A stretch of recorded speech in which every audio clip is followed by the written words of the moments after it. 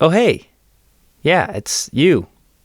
Again. Well, you're in for a treat, because today on this episode of My Hairline Doesn't Actually Look That Fucked Up Anymore for the first time in like 2 months, we're gonna be talking about 2023.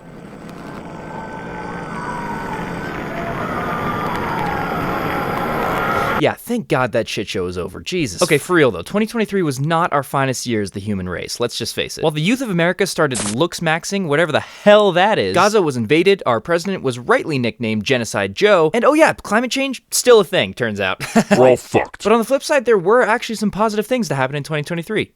Not in the world, but for my channel. I really do think that my New Year's resolution last year was successful. I mean, I posted 2 videos that kinda sorta seemed to appease the almighty algorithm, my watch time is higher than it's ever been, and we managed to pass the 500 subscriber mark. Now some of you may see that and say, haha, 500 subscribers, that's child's play. I could get 500 subscribers in 1 day by singing the word skippity toilet to the camera and calling myself Putin. And you might be right. It is a little lame. So at this point, if you're not subscribed to me, I'm just gonna assume you have the same level of comprehension as, this guy. But in all seriousness, I'm really grateful to each and every one of you guys. I mean, what I'm doing right now simply wouldn't be possible without you.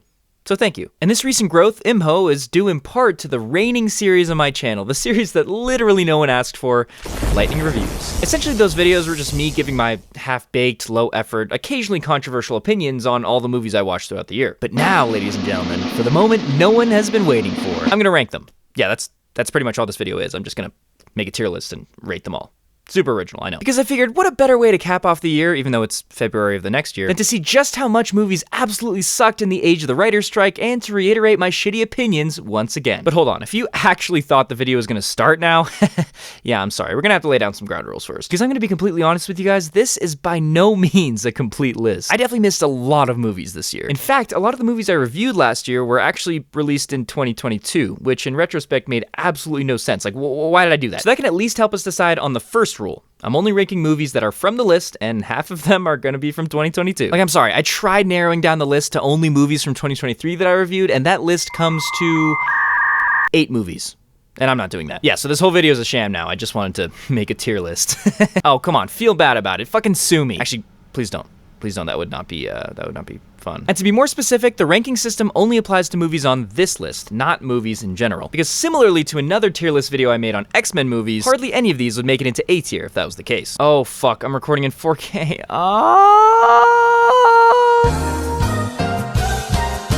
So instead, our tiers go from S, I would actually watch this movie again, it's not complete dog shit, to F. This movie gave me an existential crisis and a receding hairline because it's actually that bad. Oh, and very much to my chagrin, I'm actually not gonna be including any movies that are documentaries or the ones from my trip to Sundance last January. Mostly because we're not here to talk about how good movies are, no.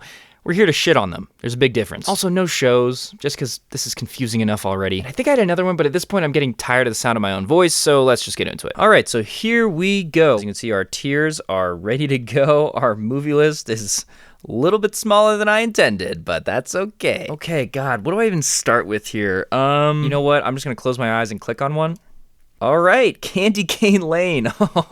A great one to start on, because this one's going in F tier. Like, honestly, maybe it was the fact that I was super sick while watching it, but it was just, I honestly have no thoughts, because it was that bad. It was pretty embarrassing. It was, like, embarrassingly bad, especially for Eddie Murphy. Like, that dude deserves better, okay? Let's give him some better movie roles in the future. That one's F tier, for sure. You know what? Bullet Train. Bullet Train. Now this movie honestly really surprised me. I do still think about it, which means it probably should be an A tier. However, there's just that one actor. Is there a however? I don't know. I mean, it was action-packed, it was fun, it had Brad Pitt. So yeah, that's going in A tier. Okay, Intergalactic. I do wanna talk about this one because I do think, and this may be a controversial opinion, but I think this is going in S tier. And I'll tell you why. Number one, sick animation style. I mean, obviously we have Spider-Man Into the Spider-Verse and we have Puss in Boots, but I feel like it did it a little bit differently. I feel like it did it more inclined to the kind of musicality of Kid Cudi releasing an entire album for this movie, which is pretty dope. Yeah, it worked well with the music. It explained things more in color and in the sound design, and I really liked that. That one dream sequence just goes really hard. Anyway, I'm gonna stop talking about it. But yeah, this one, Intergalactic, S tier. Let's go to the end here.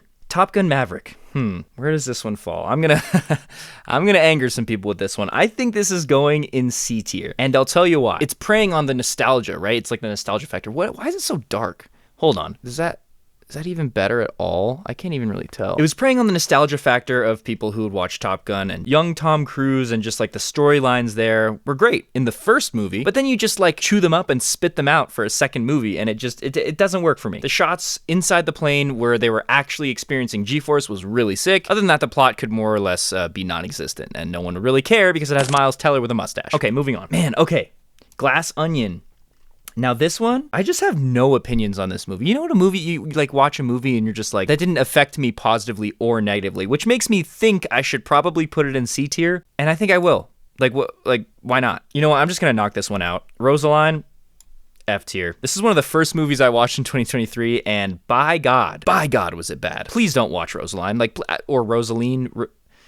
Okay, Prey. Now this one, I rated it. What did I rate it? Okay, yeah. So I gave this one a 2 out of 10. You know, I don't know if I still agree with that because, funny story about this movie, I was still in college at the time I made this review, and my school actually had a premiere of this movie with like the filmmaker, and it was actually very insightful and entertaining and interesting. However, the movie itself, still not great. I think I'm gonna have to put this, is it B tier though? I was thinking B tier, but now I'm like, is it even worth B tier? I don't think it is. I honestly think this one's also C tier. Well, we still have to fill up the D tier. There's been no D tier movies. So why don't we just start with this one? Yeah, 65. I gave this, oh boy. Okay, yeah, I gave this one a 3 out of 10. I still think that's fitting. If you like dinosaurs and you actually want to watch a movie with dinosaurs, this one is just not it, which sucks because there's not that many movies with dinosaurs. Stop the cap. So yeah, this one's going in D tier. I think my original rating was pretty accurate. It hasn't really changed in my mind. Adam Driver, again, he couldn't save it. He really just couldn't. Okay, you know what? Let's move on to Tar. Tar's a great movie.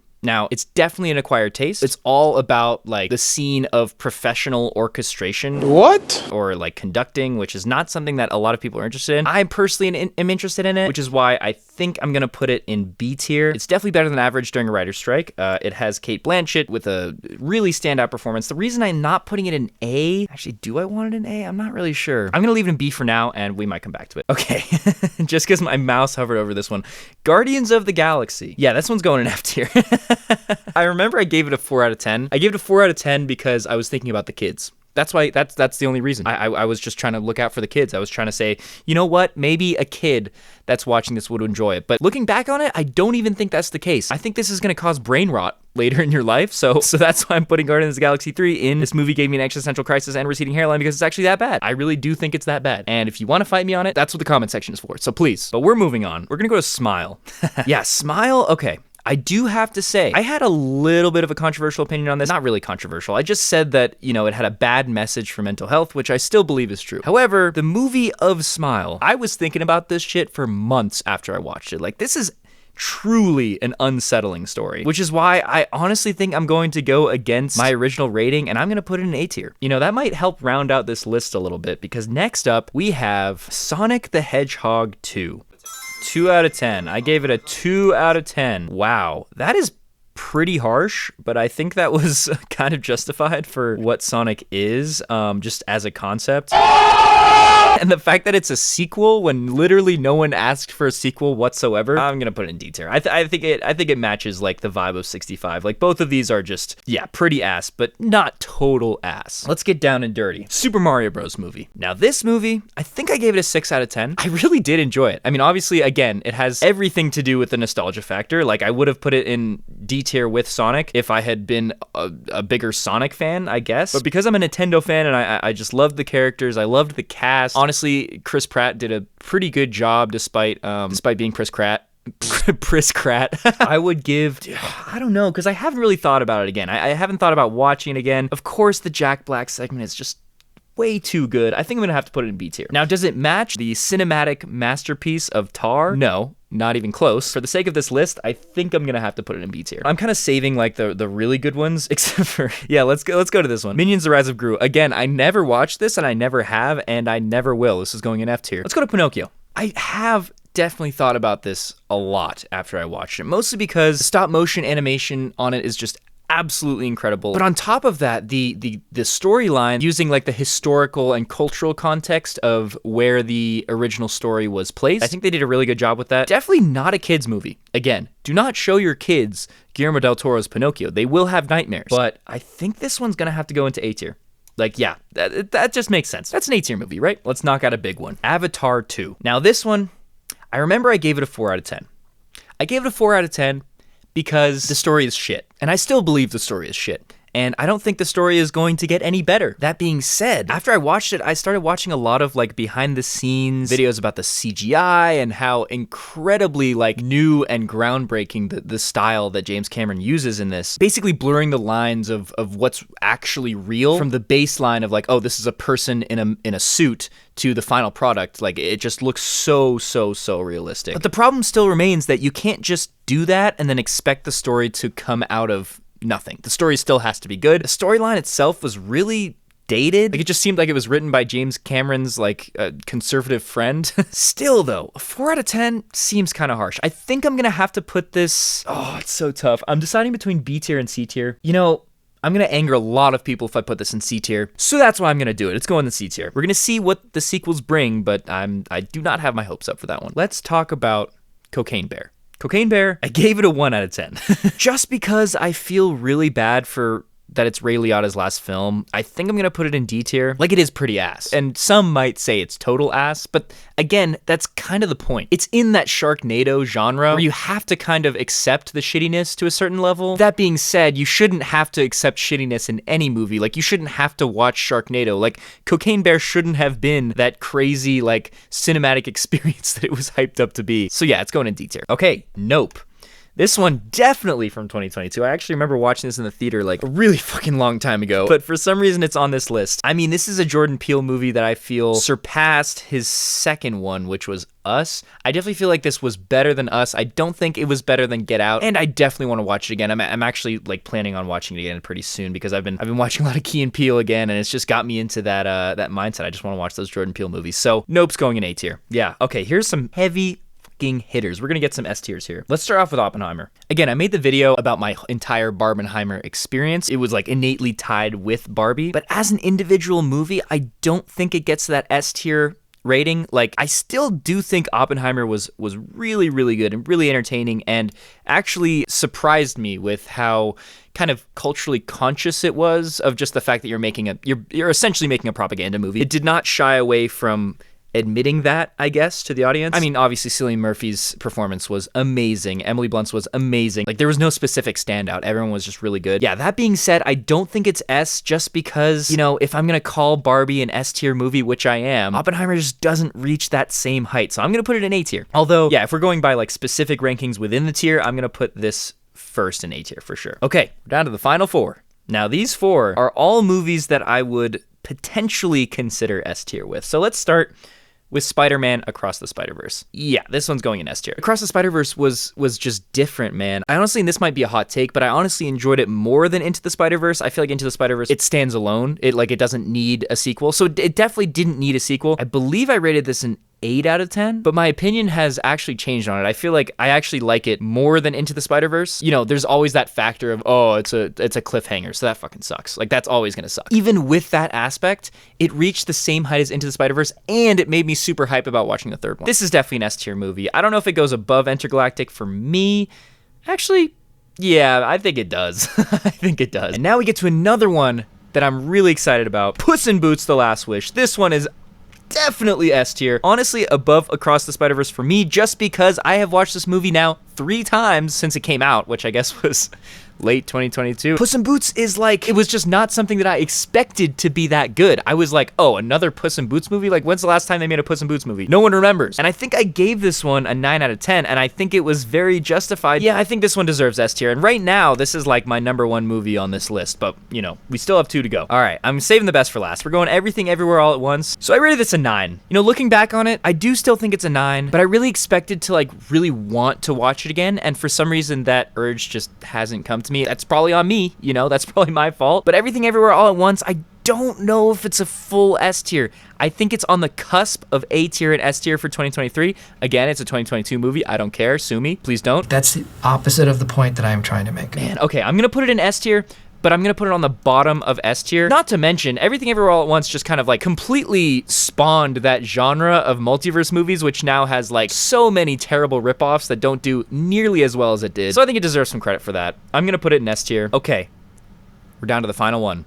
And you know what it's gotta be. Goddamn Barbie. This is a clear S tier, clear top of the list for me. And if you have any problems with that, first of all, watch the movie. Okay, I think you're gonna be pleasantly surprised. I was extremely pleasantly surprised. Second of all, Greta Gerwig, great director. She did something here that I don't think anyone expected. Like, everyone expected the Barbie movie to completely be a publicity stunt for the brand, which it was. That's the funniest thing about it. It was a publicity stunt, but at the same time, the movie was so good. It's like if they made a Hot Wheels movie, and for some reason it was like better than all of the Fast and Furious movies combined. And for that reason, this is S tier. And you know what? Just because we have the same amount of S's that we do A's, I'm gonna bump Everything Everywhere All at Once down to A tier. It definitely hits the top of A tier, but I don't think it quite has the same effect as these 4 movies up here. All right, let me look through it again. We got Barbie, we got Puss, we got Spider-Man Across the Spider-Verse, we got Intergalactic in S tier. Does Intergalactic deserve to be in S tier? Well, first of all, it's like the most underrated movie of the entire year, so I think yes. Intergalactic, definitely worthy of the spot just because I want people to see it. A tier, Everything Everywhere All at Once, definitely valid. Oppenheimer, Pinocchio, Bullet Train, Nope, and Smile, I think all deserve to be on there. B tier was a little bit lacking, wasn't it? We have Tar and we have Super Mario Bros. Movie. I mean, what do you think the Super Mario Bros. Movie would fall in? I mean, like how would you rank this movie? I feel like it's almost unrankable, and so is Tar. See, yeah, all of these movies were meh, let's be real. If you watched any of these movies and were like, this was the best movie I've watched this year, maybe you should sue me. D tier, all of these are pretty ass, but I wouldn't say they were complete ass. And F tier, Candy Cane Lane, Rosaline, Guardians of the Galaxy, and Minions. I'm gonna put Rosaline. Yeah, it's gotta go above Minions, but it's definitely going in F tier. Okay, so what did I learn from this? I think first and foremost, I just need to watch more movies. This list was way too small, and half the movies weren't even from 2023. So, but secondly, I do kind of feel relieved and happy that the film industry was able to kind of push through and persevere through tough times. If you haven't looked into the writer's strike and the subsequent actors' strike, it is really interesting, and it gives me hope knowing that the strike itself was successful and that the people in Hollywood are not all complete trash. That's cool. Only the producers. But I think this has made me realize that I want to try to watch pretty much every new movie that comes out this year, unless it looks like complete trash and I don't want to see it in the theater because I don't want to spend that money. And even if it is complete trash, I'll still make it my goal to watch it at some point in the year. But I don't think I'm going to continue the lightning reviews. Like, I think it was a good trial to have on my channel. I think it definitely brought enough traffic to my channel that I can continue doing the videos I actually really like. But maybe at the end of 2024, I'll make another one of these and it'll actually be movies from 2024 because I'll have watched them. But yeah, let me know what you think about this list. If you want to fight me about it, if you have some constructive criticism, please just put it in the comments. Let me know. And I guess that's pretty much it. So, till next time, stay hard! Bye!